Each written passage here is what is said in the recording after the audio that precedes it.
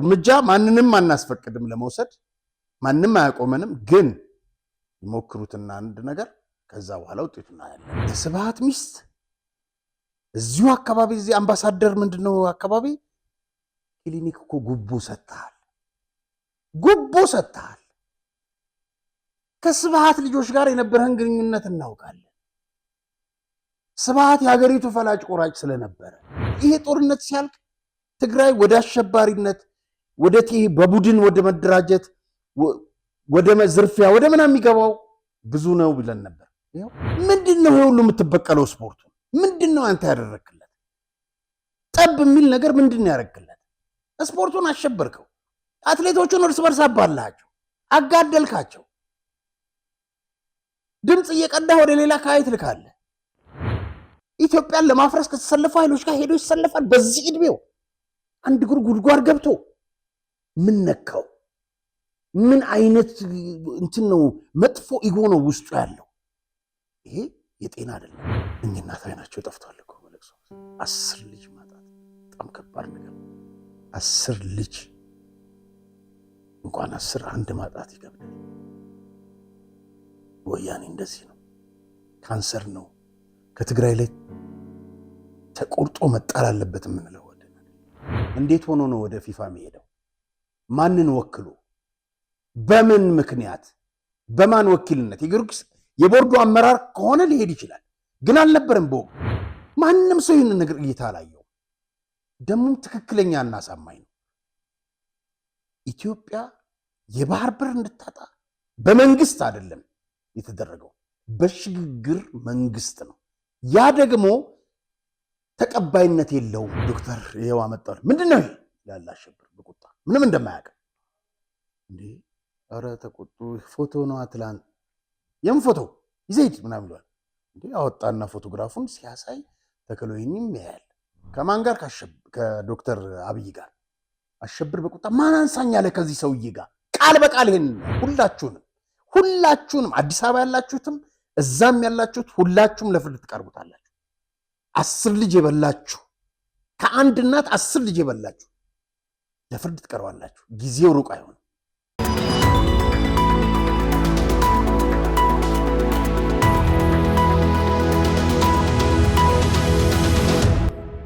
ሰላም ጤና ይስጥልኝ ክቡራን ተመልካቾቻችን የዛሬው ፕሮግራም ተጀመረ በተለያዩ ርዕሰ ጉዳዮች ላይ መረጃዎችን ይዤ ቀርቤላችኋለሁ በአንድ ሁለት መልእክቶችን ላስቀድም ስለ ያ ትውልድ የ60ዎቹ የተባለው ትክክል ሆኖ ሳለ እውነቱን ሐቁን የነበርኩበት የታገልኩበት ያነበብኩት ታሪክ እውነታ ስለሆነ ያለኝን የትውልድ ተቆርቋሪነት ግራቀኝ ኢሃፓ መኢሶን ኢሰፓ ሰደድ ሳልል ፈጣሪ በሰጠኝ የእድሜ ጸጋ ላወጋችሁ ዝግጁ ነኝ ስም የለውምና እናመሰግናለን ይሄንን አስተያየት ለሰጡን በስልክ ቁጥራችን በማለት በቴሌግራም ቻናላችን በ0993 08 2062 ላይ ስልኮትን ቢያስቀምጡ መልሰን እንደውላለን እናመሰግናለን ሁለተኛው መልእክት ከዘወትር የፕሮግራማችን ተከታታይ አህመድዲን የተላከ ነው እንደዚህ ይላል የህፃኗን ልጅ የመልካም ልጅ ማለት ነው ባለፈው አቅርበናት የነበረው ስለሷ ነው የሚለው ወንድሜ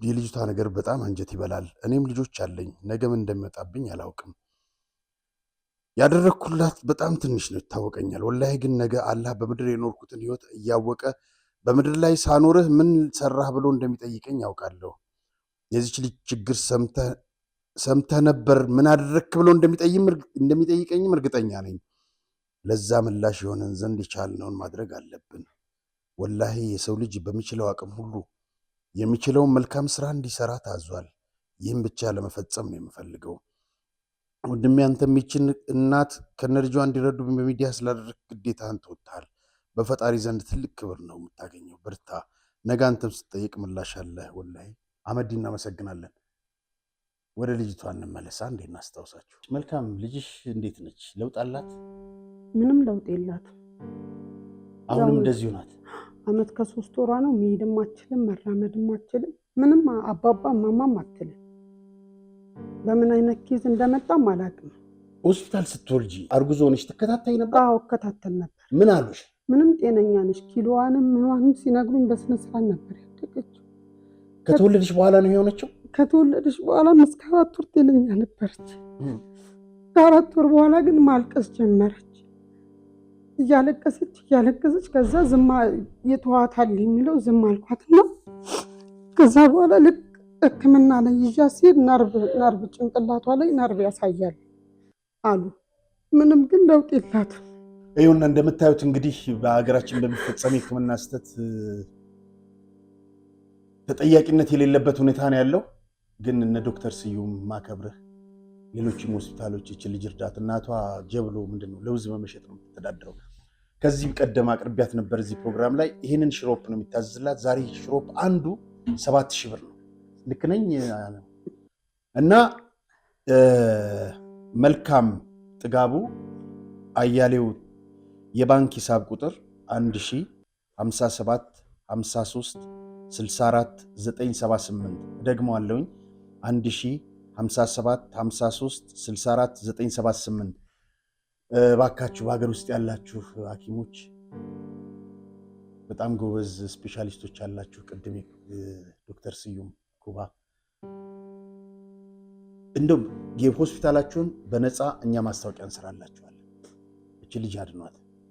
ዝም ብላ ነው የምተኛው እንደምታዩት። ዝም ብላ ነው የምተኛው። የተሻለ ሕክምና ብታገኝልኝ ደስ ይለኛል። እንግዲህ የተሻለ ሕክምና እንድታገኝ ነው የምትማጸነው ያለችው።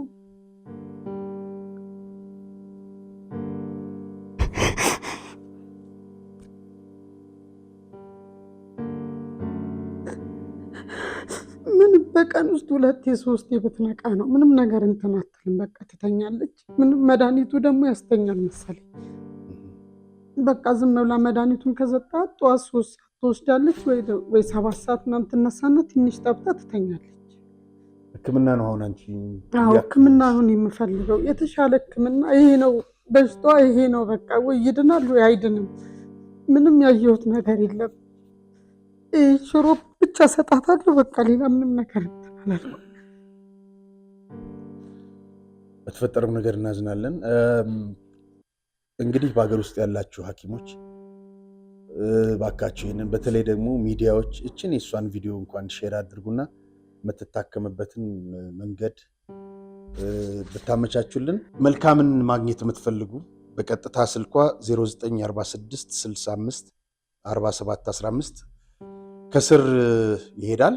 ስልክ ቁጥሯ መልካም 0946 65 47 15 እባካችሁ አግኟት። በእኛም ዝግጅት ክፍል በቴሌግራም አድራሻችን ብትልኩልን ወይም ኮንታክት ብታደርጉን ዶክተሮች፣ ሐኪሞች ወይም ቀጥታ ብታገኟት ያላችሁበት ድረስ ይዘናት እንመጣለን። ብዙ ችግር አለባት።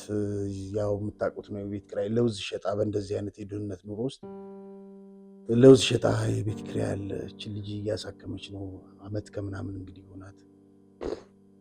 ኢትዮጵያውያን እባካችሁ በውጭም በሀገር ውስጥም ያላችሁ እችን ልጅ እናሳክማት። አይዞሽ። እንግዲህ ተመልካቾች ባለፈው ጊዜ ከግብፅ ጋር 2-1 ያልኩት ስህተት ነበር። ከመቸኮል የተነሳ አንዳንድ ጊዜ እንትኖች ይፈጠራሉ።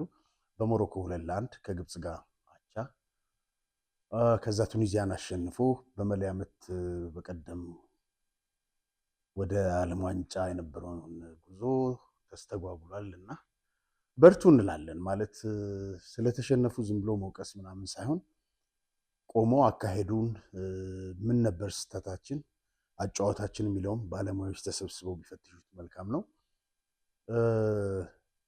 እንግዲህ አይዟችሁ እንላለን። ታዳጊዎች ናቸው፣ ነገ ተስፋ አላቸው።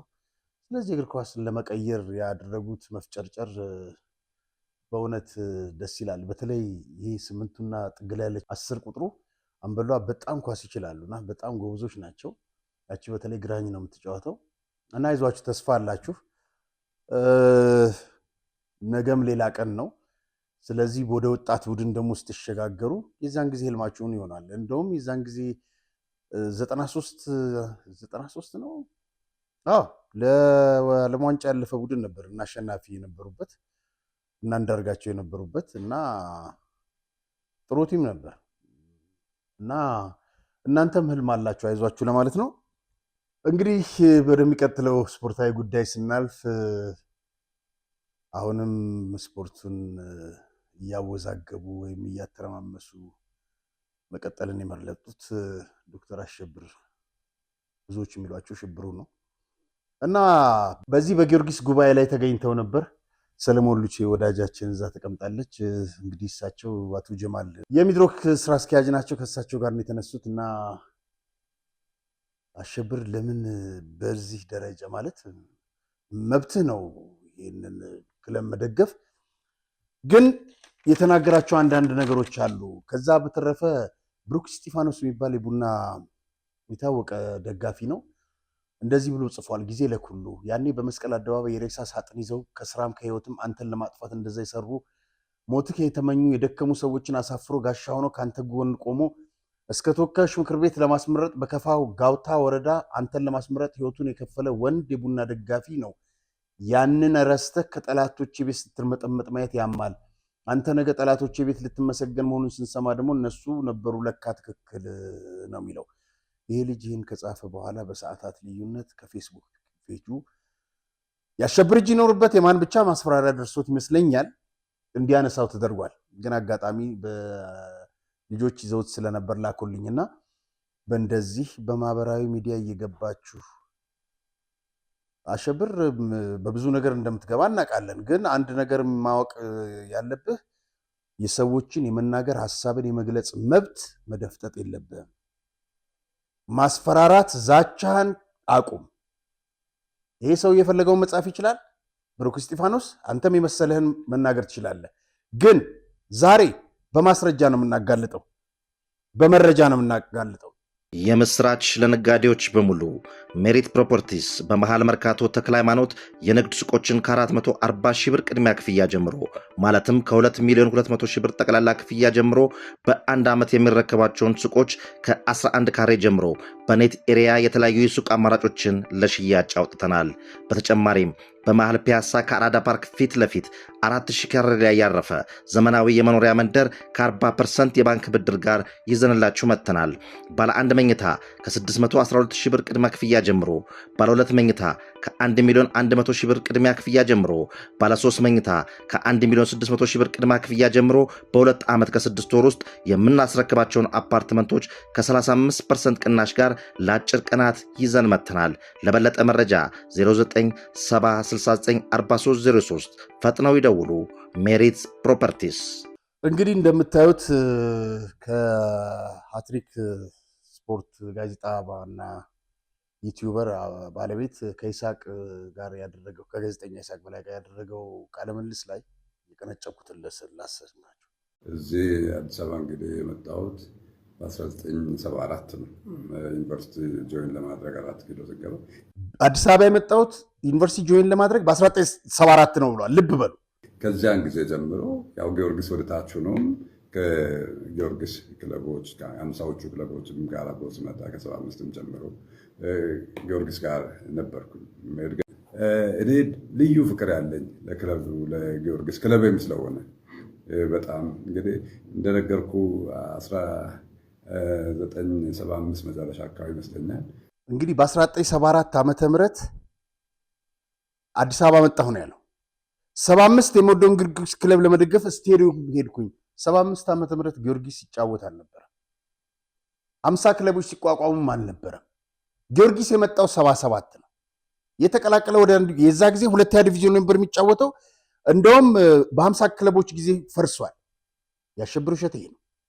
ሁለተኛ 75 ጊዮርጊስ ታችኛው ዲቪዥን አባሲዮን ሜዳ ነበር አብዛኛውን ጨዋታ ያደርግ ነበር።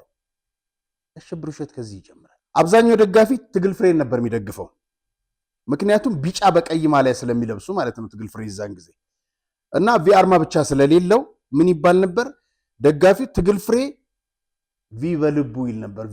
ትግል ፍሬ ቢጫና ቀይ ማሊያ ያላቸው ቪ ነው የሌላቸው። ስለዚህ ትግል ፍሬ ልቡ በቪ ብለው ነበር የሚሉትና የሰራተኛ ቡድን ነበር። ልዩ ፍቅር ያለኝ ለክለቡ ለጊዮርጊስ ክለብም ስለሆነ በጣም እንግዲህ እንደነገርኩ 1975 መጨረሻ አካባቢ ይመስለኛል።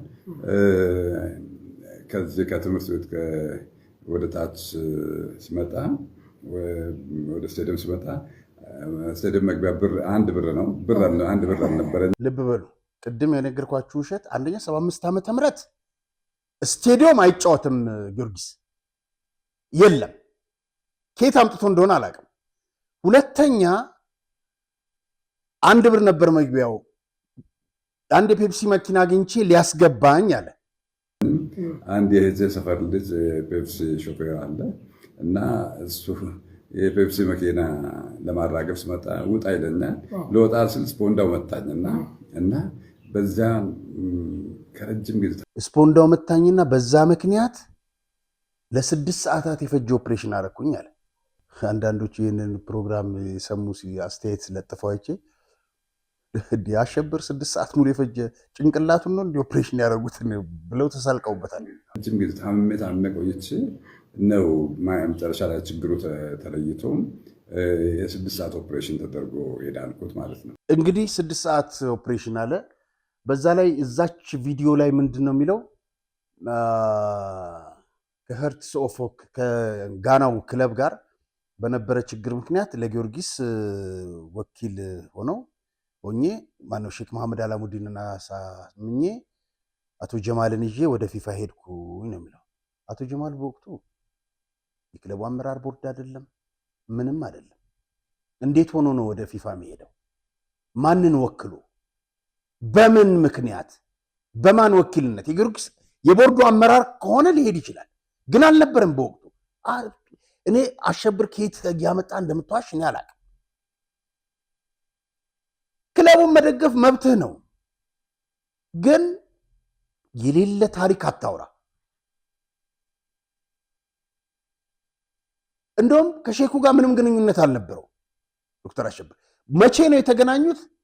98 ነው 97። ይሄ የምንድን ነው የእንትን ዋንጫ በአላሙዲ ስም የተሰየመ ምን ቻሌንጅ ካፕ የሚል የምስራቅ አፍሪካ እሱ ውድድር ላይ ነው። እንደውም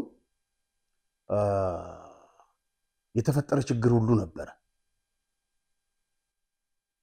የተሰጠ ገንዘብ ነበር ለዶክተር አሸብር መልስ ተብሎ ሁሉ ደብዳቤ ተጽፎላች ከማን ከሼሁ። ስለዚህ ያልነበረ ታሪክ አታውሩ። አሁን እንግዲህ ኦሎምፒክ ተራምሷል፣ ውጤት አተናል፣ አንገት ደፍተናል። አሁን ደግሞ ወደ ኳሱ ልትመጣ ነው ዶክተር። ያው እግርን ሰድሃል፣ አስገብተሃል። ስለዚህ እግር ኳሱን ለማተራመስ ነው ደግሞ አሁን ደህና ሰከን ብሎ የነበረው ምንም አይነት ውጤት ባይኖረውም ስለ ጊዮርጊስ ለመለስበታለሁ። አንዴ ዶክተር አሸብር ወልደ ጊዮርጊስ እንግዲህ ዛሬ በቅዱስ ጊዮርጊስ ጠቅላላ ጉባኤ ላይ ተገኝተዋልና በስፖርት ካሳለፏቸው ጊዜያቶች ሁሉ የዛሬው ቀን በምን ይል? የዛሬው ቀን በጣም ለኔ ልዩ ቀን ነው። ምክንያቱም ያላደረግኩት አደርጓል ተብዬ ያልፈጸምኩት በደል በደለ ተብዬ ከሚወደው ክለብ ካሳደገኝ ክለብ ሌላ ክለብ አላውቅም። በዛ ልክ ያለው ሰውዬ በግል ተነሳሽነት አንድ ግለሰብ ባረገው ይኸው 20 ምናምን ዓመት ተለይቼ ቆይቼ ዛሬ መጥቼ ደግሞ እንደዚህ ምስክርነቱን ክቡር አቶ ጀማል ሲሰጡ በጣም እኔ እንደገና የተፈጠርኩ ነው የመሰለኝ። እውነቱን ለመናገር በጣም ከቅዱስ ጊዮርጊስ ጋር እንግዲህ የረዥም ጊዜ ደጋፊ እንደሆኑ ዛሬ በይፋ አረጋግጠዋልና እችን ነገር ስሙልኝ እና ብዙዎች በዚህ ሰርፕራይዝ ሆነዋልና ምን ይላል? ምንም ሰርፕራይዝ አያስፈልግም። ማንም የሚወደው ክለብ አለ፣ የሚደግፈው ክለብ አለ። ብዙ ክለቦችን ወዳለው ግን የሚደግፈው ጊዮርጊስን ነው እና ለዚያ ምንም እንትን የለውም። ምን አንድ ግለሰብ ነን። ሰርፕራይዙ ከተወራብኝ ወሬ አኳያ ከተሰራብኝ ሴራ አኳያ ዛሬ በዚህ ልክ ደግሞ የክለቡ ታላቁ መሪ ክቡር አቶ ጀማል እውነቱን ስመሰክር በእኔ ቦታ አድርግ በልጆቼ ቦታ ልጆቼ ደጋፊዎች ናቸው ጊዮርጊስ ግን የሚሰሙት ጊዮርጊስ ዶክተር አሸብር ያባታችሁ የክለቡ ጠላት ነው ተብሎ ለእኔም ባስረዳቸውም አይገባቸውም እና ያ ሁሉ ሲሆን ማንም ሰው ይረዳል። ዛሬ ተመልሶ በጣም ደስ ብሎ በቀጣይ እንግዲህ ዶክተር አሸብር በፋይናንስም በማንኛውም መልኩ አግዛለሁ ቅዱስ ጊዮርጊስም ብለዋል። ታላቁን ባለሀብት ስሙ ጊዮርጊስን በፋይናንስ ማግዛለሁ። ታላቁን ባለሀብት ማን? አብራሞቪችንም ወደዚህ አመጣለሁ ብለው ቃል ገብተዋል። አብራሞቪችን የቼልሲ ክለብ ባለቤት ራሽ አመጣለሁ ብለው ቃል ገብተዋል ሲለው የሚመልስለትን ስሙ። የግድ ነው የግድ ነው ልጄ ማለት ነው። ጊዮርጊስ አደርጋለሁ ወይስ አታደርግም? አብራሞቪች ሲለው የግድ ነው የተጀመረ ፕሮሰስ አለ። በ1975 ዓ.ም ወደ ስቴዲየም ሲሄድ የጊዮርጊስን ጨዋታ ለማየት ከዛ ተጎድቼ ኮፈን መቶኝ 6 ሰዓት ኦፕሬሽን አደረኩ። ጊዮርጊስ በወቅቱ አይጫወትም። ሳይጫወት ወደ ስቴዲየም ሄዶ ኮፈን አልመታውም። ምክንያቱም ከዛ በኋላ 75 የለማ ጊዮርጊስ። ከዛስ የስርዓት ለውጥ መጣ ከኢህአዴግ። ኢህአዴግ ወርዶ ወይም ህወሓት ወርዶ ለውጥ መጣ። ህወሓት አፍንጫዬን ሰብሮ ሽንት ቤት ውስጥ አስሮኛል አለ። ማን? አሸብር። የራሳቸውን ጥቅም ብቻ የሚያስጠብቁ እንደነበሩ ማሳያዎች ከነበሩ መታገል ያኔ አይቻልም ነበር ወይ? የነበረው ሁኔታ ጥሩ አልነበረም። ሽንት ቤት ነው ያሰሩኝ። አሁን ቀኝ አፍንጫዬ ጥሩ እየተነፈስኩበት አይደለም። ሰማችሁት? ቀኝ አፍንጫዬ ጥሩ አይተነፍስም። ጥርሴን አውልቀውኛል ዋልታ ላይ። እንደገና በ75 ኦፕሬሽን አደረግኩኝ። የጊዮርጊስ የከፈልኩት ዋጋ ነው። ይህ ሁሉ ውሸት ለምን እንደሚያስፈልግ አልገባኝም። የትኛውን ነው የምንቀበለው? ስለ አብርሃሞቪች ደግሞ ነገ ውሸት ይመጣል። ይሄ ህወሓት አፍንጫዬን ሰብራል። መልሶ ደግሞ 75 ዓመተ ምህረት ተጎዳሁኝ አለ።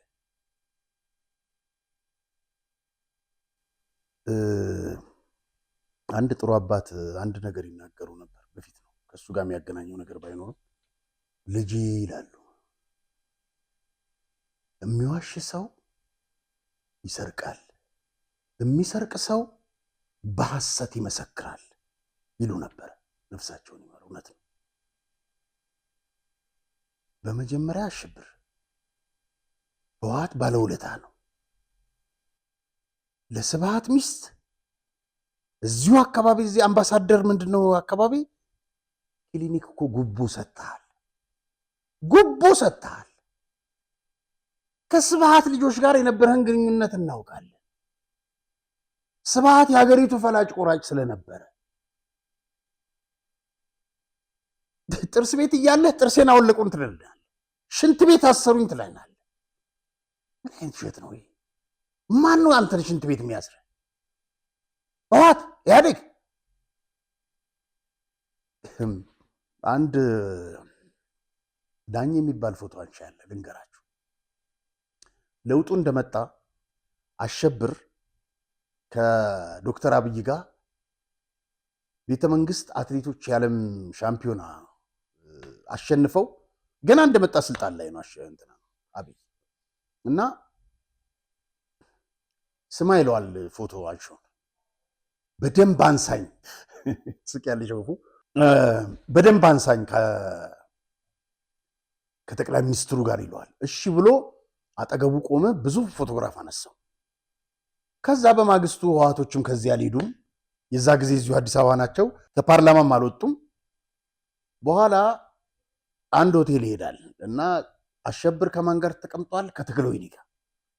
ተክለወይኒ ዋና የህወሓት ፈላጭ ቆራጭ ነው። በፖስታ እንዳሸገ ዛሬ ብዙ ገንዘብ በቃ አገኘው ይልና አሸብር ዶክተር ይሄው አመጣው። ምንድነው ይላል አሸብር በቁጣ ምንም እንደማያውቅ። እንዴ ኧረ ተቆጡ። ፎቶ ነው አትላንት የም ፎቶ ይዘይድ ምናምን ይሏል። እንዴ አወጣና ፎቶግራፉን ሲያሳይ ተክለወይኒም ያያል። ከማን ጋር? ከዶክተር አብይ ጋር።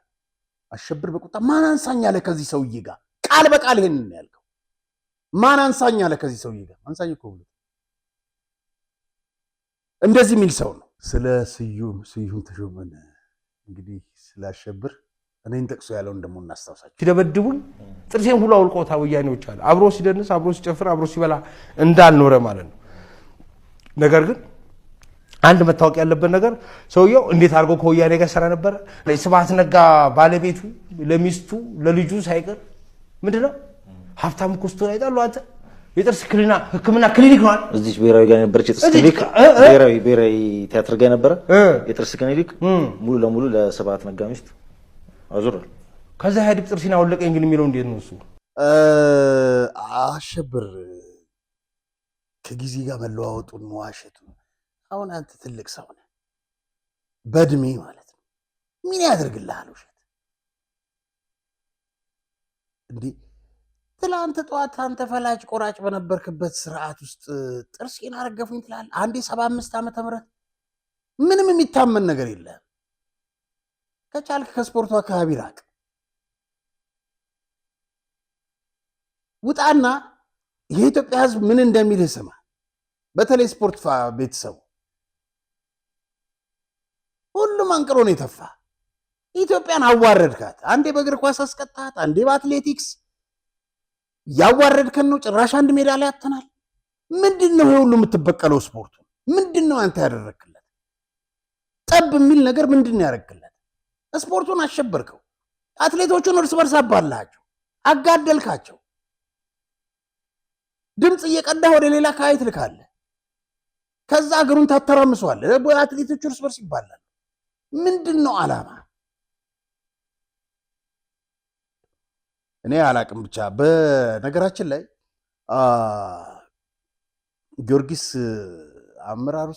ጊዮርጊስ ክለብ ውስጥ አመራሩ የተሳሳታቸው ነገሮች አሉ ከሰሞኑ እና 4 ተጫዋቾች ከጋና ከኮንጎ ግብ ጠባቂውን ሳይጨምር አምጥቷል። እነዚህ ተጫዋቾች አይጫወቱም ያሉት ቁጭ ብለዋል። 1 ወር ሊሆናቸው በዶላር ነው የሚከፈላቸው። ምክንያቱም ባለፈው ጊዜ ደሞዝ ለተጫዋቾች ስላልተከፈለና ፊፋ ጋር ክስ ስለቀረበ ምንም አይነት ቅጥር እንዳይፈጸም ፊፋ እገዳ ጥሏል። ያንን እገዳ ባልተነሳበት ሁኔታ እነዚህ 4 ተጫዋቾች አምጥተው ቁጭ አድርገዋቸዋል። ኧረ የሀገር ሀብት ያሳስባችሁ። ኧረ በዶላር የሚከፈለው ነገር ውጤት የለውም። ጊዮርጊስ ላለመውረድ የተጫወተና ለጥቂት ነው የተረፈው። እኔ አንጋፋው የቅዱስ ጊዮርጊስ ክለብ እንዲኖር እንዲቀጥል እፈልጋለሁ። ምንም ቢሆን ቡናን ብደግፍም ማለት ነው። ግን ሁለቱ ተፎካካሪ ቡድኖች ጨዋታ አይጥምም ተፎካካሪ ከሌለ። በነገራችን ላይ አሸብር ሳት ብሎት ነው መሰለኝ ማንም ክለብ ማፍረስ አይችልም አለ። እውነት ነው። እሱ ሳታውቀው እውነቱን ተናግረሃል። ማንም ሰው ክለብ ማፍረስ አይችልም። ስለዚህ ጊዮርጊስ እነዚህን ተጫዋቾች ለምሳሌ ታዳጊ ሲሰለፉ ያዩዋቸው አሉ። ፋሲል ያስገባቸው በጣም ጎበዝ ከታች ያደጉ ለነሱ ለምን እድል አይሰጥም? በአፍሪካ ተጫዋቾች ምንድን ያመጣ ነው ለውጥ? አንድ እስቲ ቡድን በአፍሪካ ይህን ያክል ለውጥ ባንክ አመጣ። እኔ ገረመኝ ነገር ወልዋሎ አዲግራት የሚባለው ስማ ለመውረድ እየተጫወተ በረኛ ውጭ የአፍሪካ ነው በዶላር ነው የሚከፈለችው። አንድ 70 እንደርታ የሚያሰለጥን የነበር ማን ጸጋይም ጠቅላላ ክለብ ሲያወርድ የቆየ 70 እንደርታንም ሊያወርደው ነው መሰለኝ። አሁን አባረሩት። እኔ መቼ ፌዴሬሽኑ እግር ኳሱ እንደሚጠራ አላውቅም። በቃ እነዚህ አሰልጣኞች በጉቦ የተጨማለቁ ጠቅላላ ማባረር። ፌዴሬሽኑ አንድ ህግ ማውጣት አለበት። እናም የስፖርቱ ጉዳይ በዚሁን ንግታና ወደ ፖለቲካዊ ጉዳዮች እናምራ። ጀነራል ተሾመ እንግዲህ ከፍተኛ የጦር አዛዥ ናቸው። በጣም በሳልና የጠለቀ እውቀት ባለቤት እንደሆኑ በየጊዜው ከሚሰጧቸው መግለጫዎች መረዳት ይቻላል። እኔ ከቅርብ ጊዜ ወዲህ ያወኳቸውም የዛሬ ዓመት አይሞላውም። አንድ በጣም ማንኛውም ፖለቲከኛ፣ የትኛውም ጋዜጠኛ፣ የትኛውም አክቲቪስት፣ የትኛውም የፖለቲካ አመራር ማንም ሰው ያላየውን ለ35 ዓመታት አንድ ሰው ተንፍሶት የማያውቀውን ነገር እኚህ ጀነራል ሲናገሩ ሰማኋቸው። ምንድን ያሉት? ኢትዮጵያ የባህር በር እንድታጣ የሰጠው ፈርሞ የሰጠው የሽግግር መንግስት ነው፣ መንግስት አይደለም። እውነት ነው። ማንም አላየውም ይሄንን ነገር። እኔ የዶክተር ማነው ፕሮፌሰር መስፍን ወልደማርያምን ብዙ መጽሐፍ ጽፈዋል አይቻለሁ። ዶክተር ያዕቆብም የጻፉትን አይቻለሁ። ማንም ሰው ይህንን ነገር እይታ አላየውም። ደግሞም ትክክለኛና አሳማኝ ነው። ኢትዮጵያ የባህር በር እንድታጣ በመንግስት አይደለም የተደረገው፣ በሽግግር መንግስት ነው። ያ ደግሞ ተቀባይነት የለውም በሚል ሲያስረዱ ነበር። ሰሞኑን ቢቢሲ ላይ እንዳየሁት ጽምዶ የተባለውን ተሰባስበው ምንድነው የጨረባ ተስካር ነው የሚባለው፣ እንደዛ ተሰብስበው የሚያደርጉትን ማስጠንቀቂያ ሰጥተዋል። ለዲፕሎማቲክ ማህበረሰቡም በመጀመሪያ በውጭ ጉዳይም በኩል እንደሚሰጥ አምናለሁ አሉ። በእኛም በኩል ለዲፕሎማቲክ ማህበረሰቡ እንዲህ ነገሮች እየተካሄዱ ነው። ለነሱ ምንም የተደበቀ ነገር አይደለም። በእርግጥ አሁን ዘመኑ የቴክኖሎጂ ዘመን ስለሆነ ስለዚህ እርምጃ ማንንም አናስፈቅድም ለመውሰድ ማንም አያቆመንም። ግን ይሞክሩትና አንድ ነገር ከዛ በኋላ ውጤቱን እናያለን እና በጣም ድንቅ እና በሳል ሰው ናቸው። ላመሰግናቸው እወዳለሁኝ። አሁንም የሰጡት ማስጠንቀቂያ ከባድ ነው። ስለ ጽምዶ ካነሳን በጣም የሚያሳፍር ነገር ላሳያችሁ። ትናንትና ድንቡቺ ሲለው ነበር። ይኸው አንዳርጋቸው ከጠላቶቻችን ጋር እዚህ ቁጭ ብሏል ሱዳን ጽምዶ ላይ። ይሄ የወጣው ከ8 ቀን በፊት ነው። የ2 ሰዓት ከምናምን ቪዲዮ ነው። ረጅም ነው በጣም እና ተመልከቱት። ቅድም በመግቢያችን ላይ ያነ ብዙ ነገር ማወራለሁ ያሉት ፖለቲከኛ ቅድም እንዳልኩት ስልኮትን ያስቀምጡልንና ደውለን እንግዳ እናደርገውታለን። ሰው በ78 እና በ80 ዓመቱ ጃኑ ተቃውመ፣ ደርግን ተቃውመ፣ ኢህአዴግን ተቃውመ፣ እንደገና ለውጡን ተቃውመ፣ ጭራሽ ኢትዮጵያን ለማፍረስ ከሚፈልጉ እኔ አንዳርጋቸው ፓርቲ መስርቶ እዚህ ልክ እንደ ቅንጅት ባለፈው ጊዜ እንደመጣው ትክክልም ይሁን አይሁን ህዝብ የሚደግፈው አይደግፈው ብዙ ደግፏቸው ነበረ። አብዛኛው ሞቶላቸዋል። ወጣቱ ግንባሩን ሰጥቷል። የምናስታውሰው ነው። የሩቅ ጊዜ አይደለም፣ የዛሬ 97 ነው። እንደዛ ቢያደርግ አከብረዋለሁ። ኢትዮጵያን ለማፍረስ ከተሰለፉ ኃይሎች ጋር ሄዶ ይሰለፋል። በዚህ ዕድሜው አንድ እግሩ ጉድጓድ ገብቶ ምን ነካው? ምን አይነት እንትን ነው? መጥፎ ኢጎ ነው ውስጡ ያለው። ይሄ የጤና አይደለም። ይሄ በሽታ ነው። ከበሽታም በሽታ ነው። ለነገሩ ሴት ልጅ ያላከበርክ እናት ሀገርህን ታከብራለህ ወይም ትጠብቃታለህ ብዬ እኔ አላስብም። የኤርትራ ህዝብ መዝሙር ሲዘመር አንዳርጋቸው ቆሞላቸዋል። በጣም የሚያሳፍር ነው። ምን ቤት ነው ቢባል ምን ቤት ነው? በዚህ ልክ ያሳደገችን ያስተማረችን የፈጠረችን አፈሯን ፈጭታ ያደክባትን ምን ነው? ምን ብትበድል ነው ኢትዮጵያ ከጠላቶቿ ጋር የተሰለፍከው? እንዴት አይነት ነውረኛ ነህ? እንዴት አይነት ጨካኝ ነህ? የፈለገ ከመንግስት ጋር ጥላቻ ይኖርህ። አንተ ስንቴ ነው ጥላቻ የሚኖርህ? ስንቴ ነው ኤርትራ ገብተህ የወጣው? ስንት ጊዜ ከጠላት ጋር ትሰለፋለህ? እጅግ ማፈሪያነት ነው። ሻቢያ የሚለው ማን ነው? አንዳርጋቸው እዚህ ጋር የወጣ እንትን አለ። አምባሳደር አንድ ብርሃን ወልደ ጊዮርጊስ የሚባል የሻቢያ የኤርትራ አምባሳደር እውነቱን አፍርጦታል። የአፍሪካ ሲንጋፖር መሆን አልቻልንም፣ ሕክምና ሁሉ ኤርትራዊ ማግኘት አልቻለም፣ ብዙ ነገር ነው ያላጋልጠው። ዛሬ እዛ ነው ሄደህ የምትሸጉጥ ያለው አንዳርጋቸው። እጅግ ያሳፍራል። ሌሎቻችሁም ተቃዋሚ ተብዬዎች ኢትዮጵያን ለማፍረስ እዛ ሱዳን ውስጥ የተሰበሰባችሁ፣ ኢትዮጵያ ግን አትፈርስም፣ እናንተ ትፈርሳላችሁ። ይህንን እውነት ነው እየነገረን ያለው።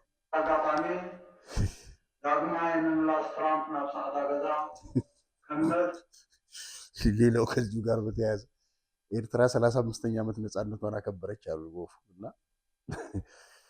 ስለምን መሰለ 28 ደቂቃ ገደማ ነው መሰለኝ ያወራው። 2 ነጥቦች ስለ ኤርትራ አንስቷል። ያነሳው መጨረሻ ላይ ስለ ቬንዙዌላ መሪ ያወራ። የቬንዙዌላ መሪ ዕጣ እንዳይደርስበት ነው። ይህ ሰውዬ እኮ 89 90 ውስጥ እኮ ገብቷል። በዚህ በተጃጃለ ዕድሜው ትራምፕ አለ። አሁን እዚህ ጋር እንደሰማሁ ትራምፕ ወደ ነጩ ቤተ መንግስት ሲገባ ከመተዊ ንባብ ሓደ ማዕዶ መበገሲ ፖሊሲታቱን አካያይዱን ዝገጥፎ አሰራትን በአጠቃላይ ልንገር። ስለ ትራምፕ አወራ፣ ስለ መካከለኛው ምስራቅ አወራ። የአሜሪካ ዕዳ ከ30 ትሪሊዮን ወደ 40 ትሪሊዮን አድጓል። ይህ ሁሉ ዲስኩር የኤርትራ ነፃነት ተብሎ ነው እንግዲህ እየተባለ ያለ። የኤርትራ ነፃነት ባርነት ነው የመረጣችሁት። 35 ዓመት ሙሉ በየዓመቱ ሲካሄድ ስለ አሜሪካ ነው የሚያወራው። ስለማይመለከተው ነው የሚያወራው። ታዲያ ያጨበጭቡለታል። እዛ 7 ስቴዲየም የተገኘ በጣም ያዛንኩት ግን ልንገር እዚህ ጋር ካሳየ ምናልባት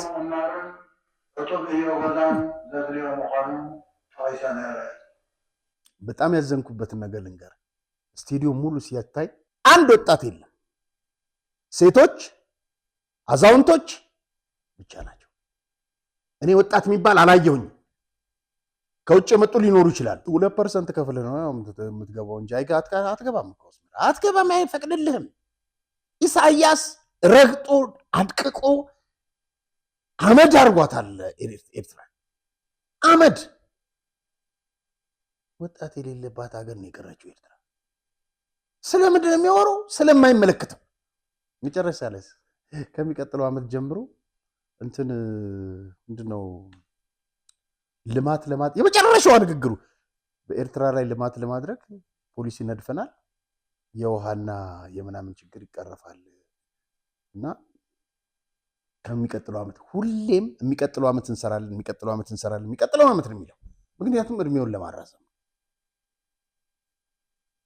ወዳችሁም ተገዳችሁ ዋጡት ኤርትራ የምትመራው በ90 አመት ምንም በማይሰራ ስለ አሜሪካ በማያገባው ገብቶ የሚፈተፍት ጆር ብለው ማያዩም አሜሪካኖች አሁን አንተን እንደቆጭ ብለው እንትን ሲሉ በነገራችን ላይ እንኳን አደረሳችሁ ብሎ እናደመ እነ ደብረጽዮን እንኳን ለ35ኛ አመት ብሎ መልእክት ላኩላቸው በደና ጊዜም እያሉ በደና አሁን ጽምዶም ተፈጥሮ እንኳን አደረሳችሁ ለግንቦት አይሏቸውም እነሱ ወይ ለካቲት 11 አይላቸውም ኢሳያስ በጣም ነው የሚንቃቸው እንግዲህ በዚሁ ኤርትራ ጋር በተገናኘ ስላቃዘል ግን መረር ያለ እውነት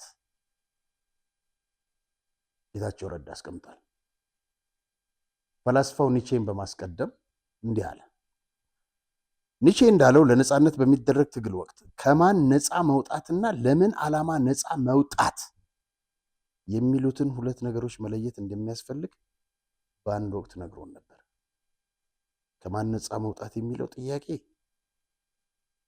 ለተሻለ ምን ዓላማ ነፃ መውጣት ወደሚለው ግብ ካላመራ ያ የተገኘው ነፃነት ራሱ ሌላ የባርነት መልክ ሊይዝ ይችላል ከስር በትግርኛ አያያዝና የኤርትራ ህዝብ ሆይ በገዛ ትግልህ ገዳዮችህን ቀይረህ ነፍሰ ገዳዮችን ቀይረህ ለ35 ዓመታት በመከራና ስቃይ ቀንበሩ ስለምትገኝ እንኳን ደስ አለህ ዮሐና ነው የሚሉት ለነጻነት ታግለህ ወደ ባርነት መዳረግ መስመጥ እንደሚቻል ከማንኛው ፍጥረት በላይ ተወዳጁ መሪ በቅንፍ ውስጥ የተባሉት ኢሳያስ አፈወርቂ ስላሳየን ደግሞ እንኳን ደስ አለህ ልለው ፈልጋለሁ ጌቾ እናመሰግናለን ይህ ሰውዬ የዚህ አደመ ልሳን ነውና ትግራይ ትበል አገረ ትግራይ ምንጥሴ ያለ በጣም ብዙ ሲለፈልፍ ነበር ትላንት እና አንድ ጠብ የሚል ነገር የለውም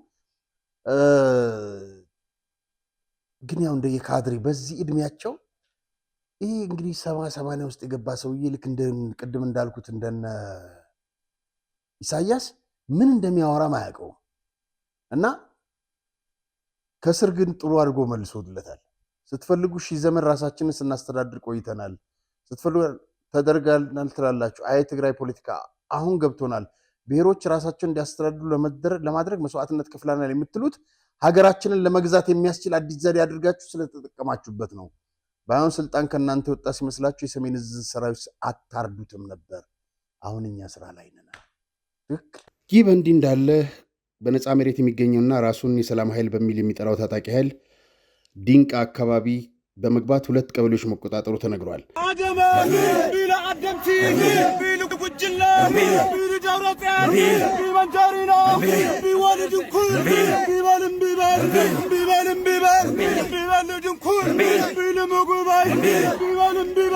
ይኸው የሰላም ኃይል አድማሱን በማስፋት ወደ ሌሎች የትግራይ አካባቢዎች የተንቀሳቀሰ እንደሚገኝ ማወቅ ተችሏል። በሌላም በኩል ባላማጣ ቤት ለቤት በመዞር ትጥቅ ማስፈታት ተጀምሯል። በአደም የሚመራው ኃይል ባላማጣ የሚኖሩ የቀድሞ ታጣቂዎችና ሚሊሻዎች መኖሪያ ቤት በኃይል እየገባ መሳሪያ መንጠቅ ይዟል። የማንነት ጥያቄ የሚነሳበት የአላማጣ ከተማ በአደመ ታጣቂ ክንፍ ኃይል በኃይል ከተያዘች ወራቶች ተቆጥረዋል። በትግራይ ወጣቶችም በኃይል ማፈስ የቀጠለ ሲሆን አሁን ደግሞ ባለማጣ ትጥቅ ወደ ማስፈታት ተሸጋግሯል። ዛ ትግራይ ችግር ያንያ ትግራይ ችግር ላይ ነው ያለች። ንሪኦም ኣለና አይና ኮን በከለና ኮይና እናያቸዋለን። ቀደም ብሎ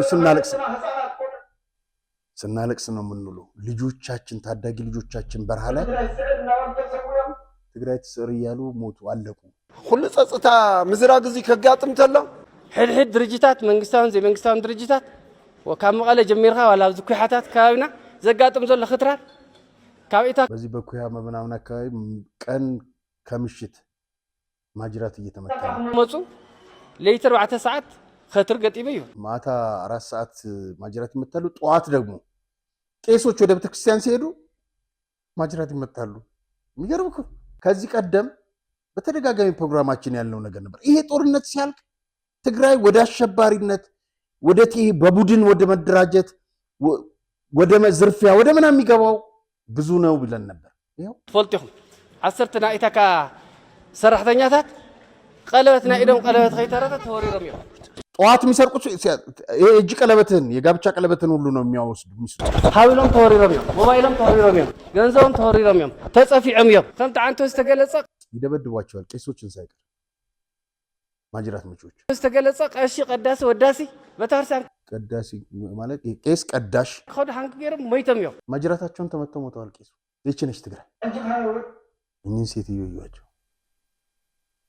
10 ልጆች ወልደው 10ሩም ልጆች ሞተዋል። የሞቱት በበሽታ እንዳይመስላችሁ። ህወሓት የሚባል ደም ጠጥቶ ማይጠግብ እጅግ አረመኔ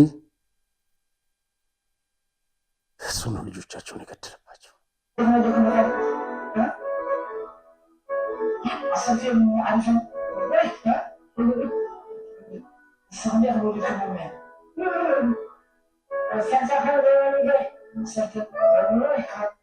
አስር ልጆች ወለድኩ።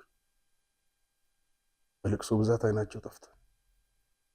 ለእኚህ ሴትዮ ሞት ግልግል ነው፣ ግን በቁም ያሰቃያሉ። ዞር ብሎ የሚያያቸው የለም፣ የሚያነሳቸው፣ የሚረዳቸው፣ የሚደግፋቸው የለም።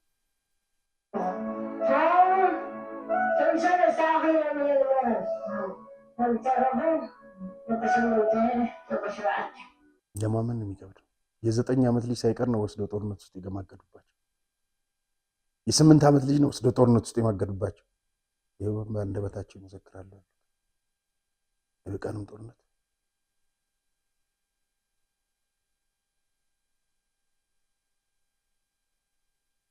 እኚህ እናት አይናቸው ጠፍቷል እኮ በለቅሶ።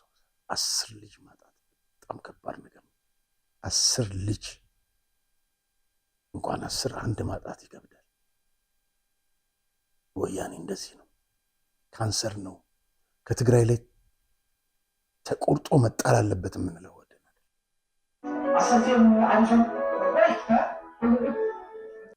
ግራ ቢገባቸው የጠያቂው አውራ ጣት ሁሉ ነከሱት። 10 ልጆቻችሁ 10 ልጆች አለቁ ሲላቸው፣ ሞቱ ሲላቸው ይሄ ደም እንባ ነው። የእነዚህ ወላጆች እንባ አንድ ቀን ለፍርድ ያቀርባችኋል። ምንም አልጠራጠርም። ሁላችሁንም አዲስ አበባ ያላችሁትም እዛም ያላችሁት ሁላችሁም ለፍርድ ትቀርቡታላችሁ። 10 ልጅ የበላችሁ ከአንድ እናት 10 ልጅ የበላችሁ ለፍርድ ትቀርባላችሁ። ጊዜው ሩቅ አይሆንም። ክቡራን ተመልካቾቻችን የዛሬው ፕሮግራም በዚሁ አበቃችን። ሰንብት። መልካም። ልጅሽ እንዴት ነች? ለውጥ አላት? ምንም ለውጥ የላትም። አሁንም እንደዚሁ ናት። አመት ከ3 ወሯ ነው። መሄድም አትችልም፣ መራመድም አትችልም። ምንም አባባ ማማም አትልም። በምን አይነት ኬዝ እንደመጣም አላውቅም። ሆስፒታል ስትወልጂ አርጉዞ ነሽ ትከታተይ ነበር? አዎ እከታተል ነበር። ምን አሉሽ? ምንም ጤነኛ ነሽ፣ ኪሎዋንም ምኗንም ሲነግሩኝ በስነ ስርዓት ነበር ያደገችው። ከተወለደሽ በኋላ ነው የሆነችው? ከተወለደሽ በኋላ እስከ 4 ወር ጤነኛ ነበረች። ከ4 ወር በኋላ ግን ማልቀስ ጀመረች። እያለቀሰች ከዛ ዝም የተዋታል የሚለው ዝም አልኳትና ከዛ በኋላ ልክ ሕክምና ላይ ይዣ ሲሄድ ነርቭ ጭንቅላቷ ላይ ነርቭ ያሳያል አሉ። ምንም ግን ለውጥ የላትም። ይኸውና እንደምታዩት እንግዲህ በሀገራችን በሚፈጸም የሕክምና ስህተት ተጠያቂነት የሌለበት ሁኔታ ነው ያለው። ግን እነ ዶክተር ስዩም ማከብርህ ሌሎችም ሆስፒታሎች እቺ ልጅ እርዳት። እናቷ ጀብሎ ምንድነው ለውዝ በመሸጥ ነው የምትተዳደረው። ከዚህ ቀደም አቅርቢያት ነበር እዚህ ፕሮግራም ላይ። ይሄንን ሽሮፕ ነው የሚታዘዝላት። ዛሬ ሽሮፕ አንዱ 7000 ብር ነው። ልክ ነኝ? እና መልካም ጥጋቡ አያሌው የባንክ ሂሳብ ቁጥር 1057 53 64 978 ደግሞ አለውኝ 1057 53 64 978 ባካችሁ በሀገር ውስጥ ያላችሁ ሐኪሞች በጣም ጎበዝ ስፔሻሊስቶች ያላችሁ ቅድም ዶክተር ስዩም ኩባ እንደው የሆስፒታላችሁን በነፃ እኛ ማስታወቂያ እንሰራላችኋለን። እቺ ልጅ አድኗት። ዝም ብላ ነው የምተኛው እንደምታዩት። ዝም ብላ ነው የምትተኛው። የተሻለ ሕክምና ብታገኝልኝ ደስ ይለኛል። እንግዲህ የተሻለ ሕክምና እንድታገኝ ነው የምትማጸነው ያለችው።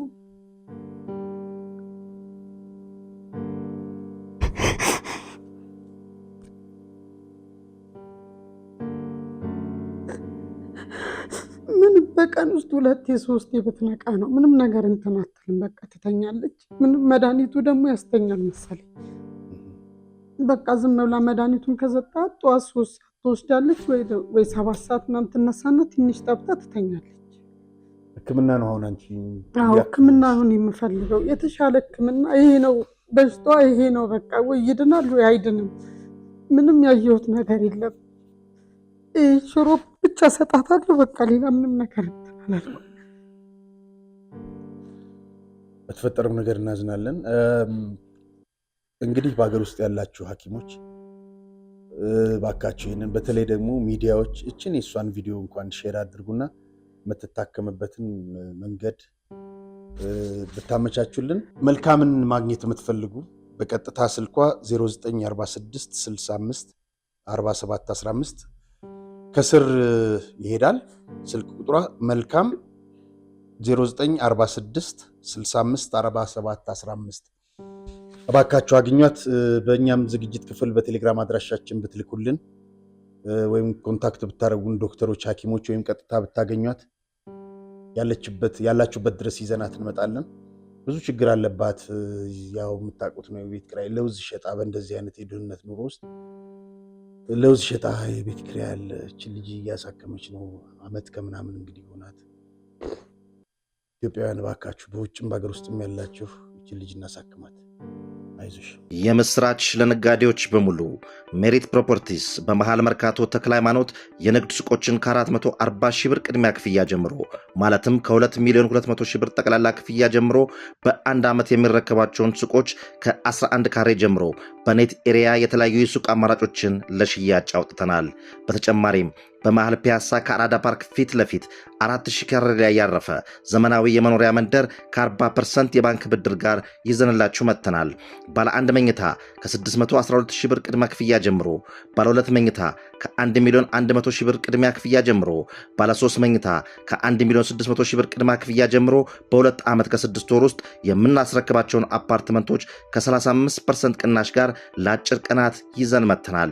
ለበለጠ መረጃ 0970694303 ፈጥነው ይደውሉ። ሜሪት ፕሮፐርቲስ